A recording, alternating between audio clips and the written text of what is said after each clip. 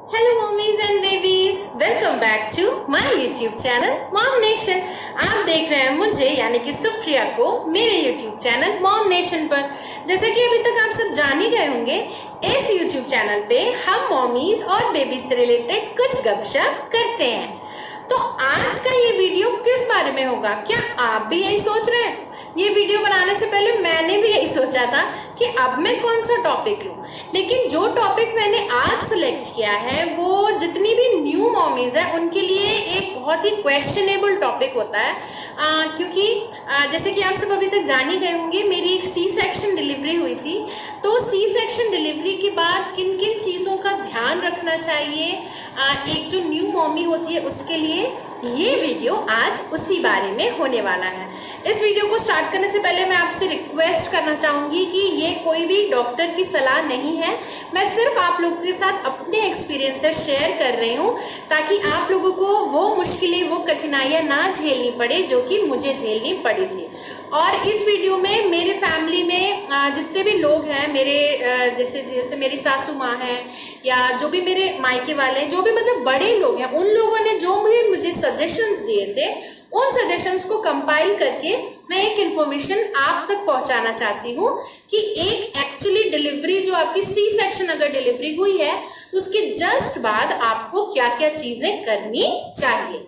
तो बिना किसी टाइम को वेस्ट किए आइए आज का ये वीडियो स्टार्ट करते हैं।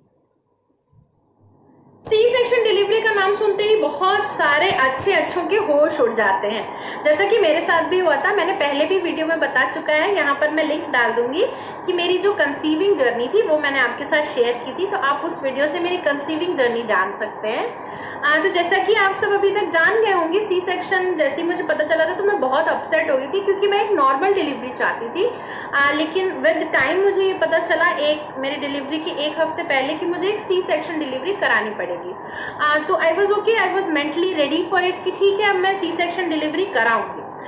तो लेकिन क्योंकि जनरली मेरे आसपास या जो भी लोग हैं जनरली उनकी नॉर्मल डिलीवरी हुई थी, तो मुझे इतना कोई आइडिया नहीं था कि सी सेक्शन डिलीवरी में कितनी कठिनाइयाँ आती हैं, उसके बाद क्या क्या करना चाहिए।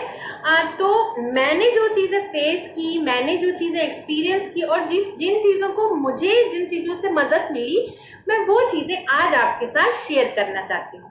तो मेरी जो पहली आप लोगों के लिए टिप रहेगी वो ये रहेगी कि जब भी आप सी सेक्शन डिलीवरी आप एक करवा रहे हैं तो इसका मतलब ये नहीं है कि आपकी डिलीवरी इजी होने वाली है। आप ये माइंडसेट अपने दिमाग से हटा दीजिए कि आप एक इजी ऑप्शन ऑप्ट कर रही हैं, क्योंकि सी सेक्शन डिलीवरी बिल्कुल भी इजी नहीं हो सकती। हो सकता है कि आपको लेबर पेन ना हुआ हो, लेकिन जो उसका रिकवरिंग प्रोसेस होता है सी सेक्शन का वो बहुत ही ज़्यादा पेनफुल होता है और थोड़ा सा नॉर्मल डिलीवरी से थोड़ा सा लंबा होता है।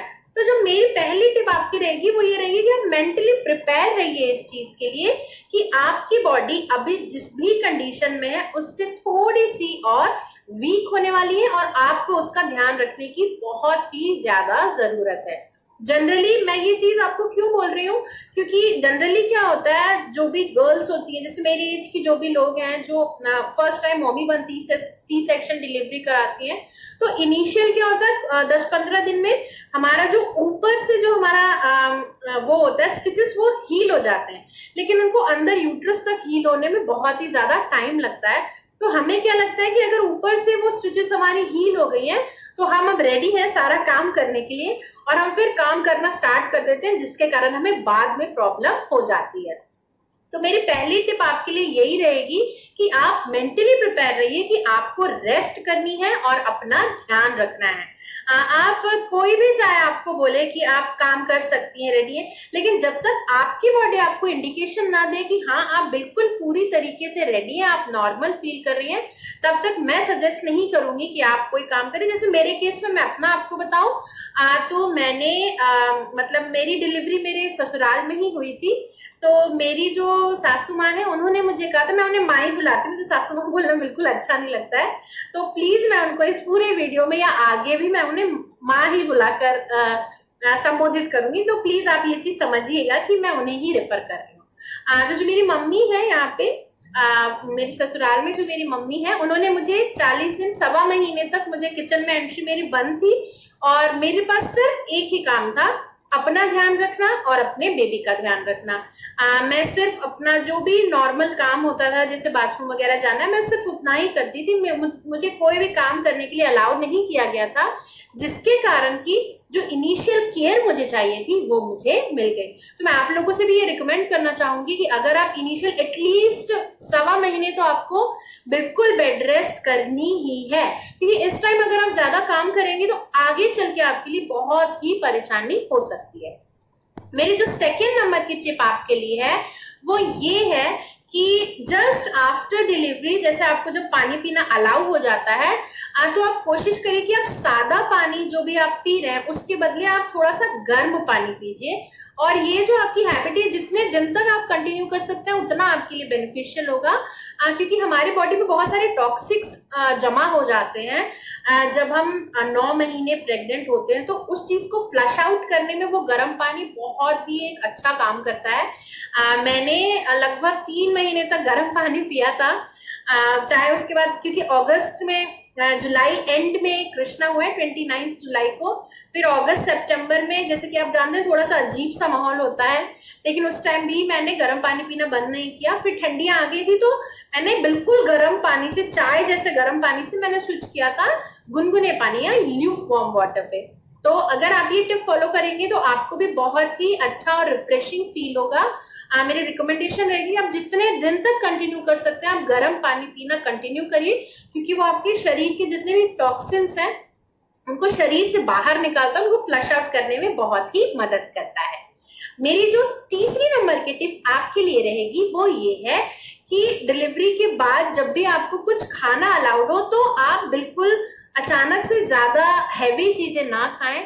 जैसे कि मैं अगर अपनी बात करूं तो मेरी जो मम्मी है यहाँ मेरे ससुराल में, उन्होंने मुझे बिल्कुल स्ट्रिक्टली बोला था कि तुम सिर्फ गर्म पानी पियो और खाने में तुम्हें सिर्फ और सिर्फ दलिया ही मिलेगी। अगर आप इस चीज को किसी भी मिडवाइफ से या किसी भी नर्स से भी पूछेंगे, इवन वेस्टर्न कल्चर में भी ओट मील का बहुत बड़ा हाथ है, क्योंकि वो लैक्टेशन में भी हेल्प करती है, आपका जो मिल्क प्रोडक्शन है उसको भी बढ़ाती है और वो बहुत ही आसानी से पच भी जाती है। तो जैसे जैसे शुरू में आप बिल्कुल प्लेन दलिया खा सकते हैं, नॉर्मल एक दाल दलिया आप खा सकते हैं।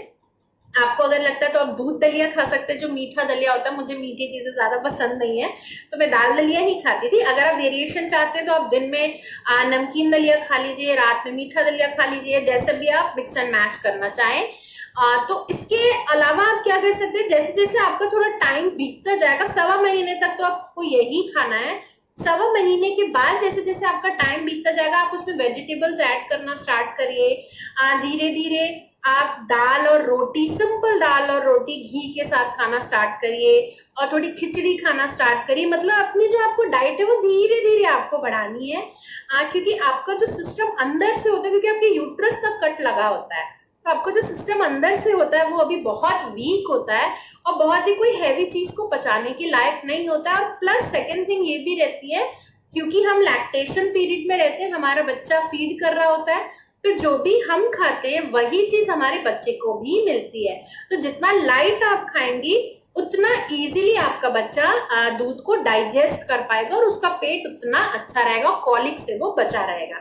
तो मेरी ये जो टिप थी ये आप लोग प्लीज फॉलो करिए। जितना ज्यादा हो सके आप ओट मील या दलिया खाइए, वो आपके लैक्टेशन के लिए भी अच्छा है, आपके डाइजेशन के लिए भी अच्छा है और आपके बच्चे के डाइजेशन के लिए भी अच्छा है।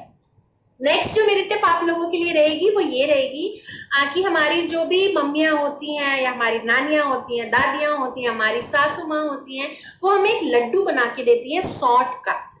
इसे हम, आप अगर ये दूध के साथ लड्डू लेंगे तो आपके लिए बहुत ही बेनिफिशियल होगा, क्योंकि वो अंदर से आपको बहुत ही स्ट्रॉन्ग बनाता है। तो ये लड्डू और दूध, ये दोनों कॉम्बिनेशन आपको लेना ही है। ओटमील, लड्डू और दूध, ये चीज़ें आपके लिए बहुत ही ज़्यादा बेनिफिशियल है, तो आप प्लीज़ इनका कंजम्पशन करिए। इनका टेस्ट अच्छा नहीं होता है, लेकिन फिर भी अगर आप इन्हें खाएंगे तो आपके लिए बहुत ही ज़्यादा बेहतर होगा।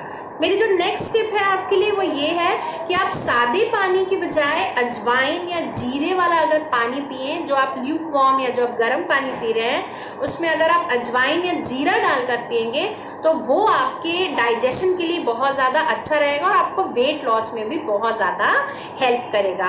तो आप एक सादा पानी पीने के बजाय थोड़ा गर्म पानी पीजिए और उसमें अगर आप अजवाइन या जीरा डाल सकते हैं, थोड़ा सा डालना है आपको, 1 पिंच, वो आपके लिए बहुत ही ज़्यादा बेनिफिशियल रहेगा।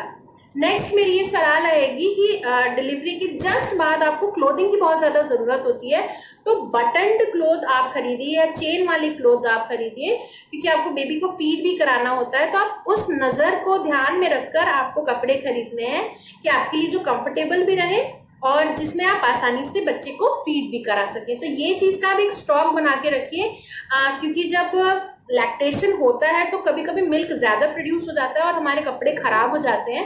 तो इसलिए आप अगर 2 पहनती हैं तो 3 या 4 मतलब स्टॉक में आप चीज़ें रखिए, क्योंकि आपको इसकी बहुत ज़्यादा ज़रूरत पड़ने वाली है। मेरी जो नेक्स्ट टिप आपके लिए रहेगी वो ये रहेगी कि आप अपना जो ये हेड का एरिया है इसको कवर करके रखिए, क्योंकि जो हमारे घर के बड़े बूढ़े होते हैं वो ये कहते हैं कि डिलीवरी के जस्ट बाद हमारे कानों में हवा नहीं लगनी चाहिए, क्योंकि हमारी बॉडी उस टाइम बहुत वीक होती है। तो हमें डायरेक्ट किसी भी हवा से बचना चाहिए, हमें कूलर के सामने या ज़्यादा तेज़ पंखे में नहीं सोना चाहिए, क्योंकि इसका एक और रीज़न ये भी कि हम हमेशा बच्चे के साथ रहते हैं। जब हमारी डिलीवरी होती है तो हमारे बच्चे को भी इतनी तेज़ हवा सूटेबल नहीं होती है। तो आप कोशिश करिए कि जितना ज़्यादा आप थोड़ा हेड कवर करके रख सके उतना आपके लिए अच्छा। मैं जानती हूँ बहुत गर्मी लगती है, अनकंफर्टेबल होता है, लेकिन ये आपके लिए बहुत ही ज़्यादा बेनिफिशियल भी होगा। मेरी जो लास्ट टिप आपके लिए है वो ये है कि मोबाइल से दूर रहिए। मेरी जो मम्मी है यहाँ पर मेरे ससुराल में, वो मुझे इतना डांटते थे इस चीज़ के लिए, क्योंकि आज की हमारी जो जनरेशन वो इतनी ज़्यादा एडिक्ट हो चुकी है मोबाइल के लिए कि हम बिना मोबाइल के बिल्कुल 5 मिनट भी रुक नहीं सकते हैं। लेकिन इस समय जब हमारा इतना बड़ा मेजर ऑपरेशन होता है तो उस हमारी बॉडी बहुत वीक होती है और हमारी आइज भी बहुत वीक होती है, क्योंकि हमारा जो बॉडी का मैक्सिमम न्यूट्रिशन होता है वो हमारा बच्चा 9 महीने तक एब्जॉर्ब करके अब बाहर आ चुका होता है और अब भी वो फीड कर रहा होता है। तो हमारी बॉडी में बहुत ज़्यादा न्यूट्रिशन वैसे भी नहीं रहता है और हमारी आंखें वैसे भी बहुत ही कमज़ोर रहती हैं इस टाइम पे। तो अगर आप मोबाइल की स्क्रीन्स वगैरह ज़्यादा देखेंगे या अपनी आंखों पर ज़्यादा जोर डालेंगे, सिलाई बुनाई का काम करेंगे, तो ये सारी चीज़ें आपके लिए लॉन्ग रन में आपकी आइज़ के लिए बहुत ज़्यादा हानिकारक हो सकती हैं। तो इन चीज़ों को थोड़े टाइम तक, एटलीस्ट 1.5 महीने तक अवॉइड करिए, जितना कम से कम हो सके। फ़ोन्स अगर आपको यूज़ करना है तो आप सिर्फ कॉल करने के लिए यूज़ करिए। कोशिश करिए कि आप कोई चीज़ अगर देख रहे हैं, आपको फ़ोन में देखना है, तो आप उस चीज़ को मतलब वाईफाई के थ्रू या वाईफाई डायरेक्ट के थ्रू आप टीवी में वो चीज़ को वॉच करिए, क्योंकि उसमें डिस्टेंस थोड़ा मिल जाता है, आपको उतना नुकसान नहीं होता है। मैं आशा करूंगी कि आज का मेरा ये वीडियो आपको बहुत ही अच्छा लगा होगा। अगर आपको ये वीडियो अच्छा लगा है तो एक लाइक करना ना भूलें। अगर आपने अभी तक सब्सक्राइब नहीं किया है तो प्लीज मेरे चैनल को सब्सक्राइब करिए और दूसरी मॉमीज के साथ भी मेरे वीडियो शेयर करना बिल्कुल ही ना भूलें। So see you next time. Bye bye, stay happy and stay connected.